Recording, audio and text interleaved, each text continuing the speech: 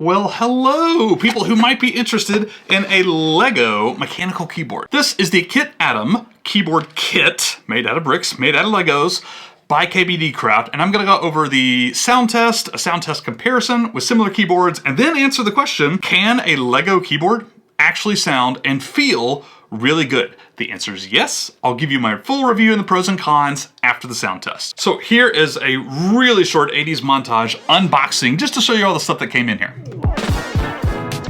Lego pack. And this and this. You say Minecraft things, but I don't think so.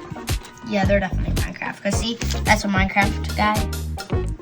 And that's a Minecraft guy. They both have Minecraft heads. Alright, what else is in the box? More keycaps. This. And all that Minecraft. This. What's this? This. What is that?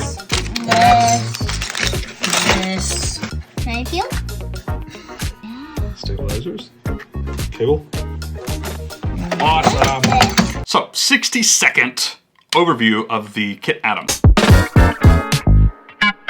You can get this one of two ways. The $60-ish bare bones kit does not come with switches or keycaps, or $100 to get the matching keycaps and the S2 engine switches. It's a fantastic deal for like $100 US. That's really great. 60% layout, although it's more like 61%, because they have a cute little delete key right here, which I love because I delete like a lot. The case and the base of the keyboard is obviously Lego bricks. It's not technically the Lego brand, I'm pretty sure, but it might as well be. It's the same thing, high quality plastic, everything's stuck together really well, etc. Gasket mounted, comes with sound dampening foam, comes with sound dampening little sticker pads to put in here to help mount the thing. Hot swap PCB, take switches right in and out. It's also QMK compatible, so you can use VIA to, quickly change the macros, keybinds, that sort of thing. And I think that's all. No, switches. S2 engine switches. You should go look up the origin of that name, by the way. A light linear switch. They come pre-lubed, very smooth, all the way down and back up. They are higher pitched, sound a little tappy, but they feel phenomenal. Box-shaped stem, supposedly helps with a little bit of wobble, if you will. And I think that's all I got. So let's dive into the sound test to see what this thing sounds like and come back afterward. I do have a few negative things to say about the KitAtom. I'll share those then.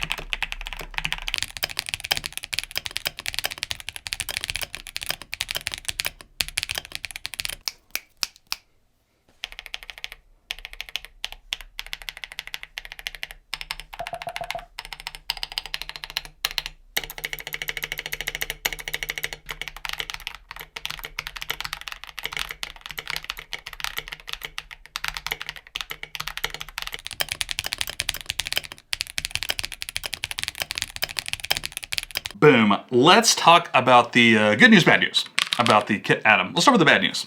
Grandma used to say, start with the bad news. There's only a few cons, really. It's very slick on the bottom. It moves around my desk really easily. Like literally as I'm typing, this thing is like, it's crazy. I think you could easily fix this with a little bit of something on the bottom. You could use some double-sided tape. You could use like, I have like a bunch of these things laying around from different keyboards. The little padded feet, right? Like you could just glue those onto the bottom. It would not move around near this much. Not a big deal, but you need to fix it. Two more bad news. It shows finger grime that it's super easy to wipe off. Like I don't even have the sweatiest hands, but even just a little bit of typing, it shows a little bit of finger grime, if you will. Those of you who have used mice for gaming, you know what I'm talking about. Last thing, the profile. It's definitely not angled at all. There's no slope here. You might use a wrist rest, or it was actually really uncomfortable at first. 5 minutes and I got used to it and I don't even notice anymore. It's fine. I think all mechanical keyboards are like that to some degree, but just know the keyboard profile itself is completely flat. There is no angle towards the front. But really that's about all the cons I can think of. The good news is it sounds and feels so good. I've tested dozens and dozens and dozens of keyboards and like 100+ switches over the years I've been into this. I'm not an expert, but I will say this is one of my favorite feeling keyboards, period. And for $100, and it was fun to kind of build and you can customize it, whatever, it's phenomenal. I think it sounds great. The switches themselves, the S2 switches, are definitely on the tappier end. They're not super low end, bassy, buttery thockiness, but I like the tappy and I like the muted. They're a little bit more muted, they're a little bit more high end tappy. I really like those.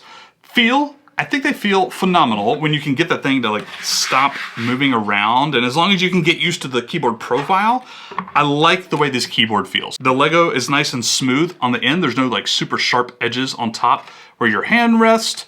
Again, it's muted. The sound dampening works really well, gasket mounted. The entire thing, it sounds and feels really great. A high-end premium keyboard that was built by Legos in like, 30, 45 minutes, and for $100, that's phenomenal. So big picture, I really love the stuff that KBDcraft is up to. I highly recommend this keyboard. It's really fun to do, especially if you have kids. Let them play along. It's awesome. And even if you don't have kids, it just sounds and feels good. As long as you can like put something on the bottom to keep it sliding around your desk, I think this is a phenomenal keyboard for that price range. Phenomenal. So that's all I got. KeebNews family on YouTube. Thank you for watching this video. I hope you pick one of these up and support KBDcraft. Really cool. I'll see you guys next time. Let me know in the comments what you think of the Lego, or non-Lego, the brick keyboard from KBDcraft. Adios.